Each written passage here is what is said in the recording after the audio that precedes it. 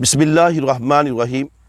حضرت ابو ہریرہ رضی اللہ تعالیٰ عنہ سے روایت ہے کہ نبی پاک صلی اللہ علیہ وآلہ وسلم نے فرمایا کہ جو شخص ان کلمات کا نماز کے بعد ورد کرے گا اس کے گناہ سمندر کی جھاگ کے برابر ہوں گے تو بھی بخشے جائیں گے۔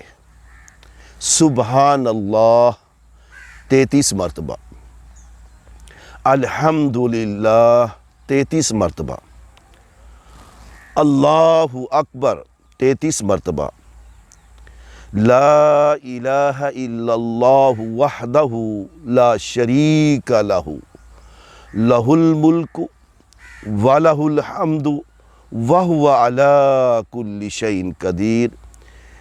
اس کا میں ترجمہ آپ کے سامنے رکھتا ہوں۔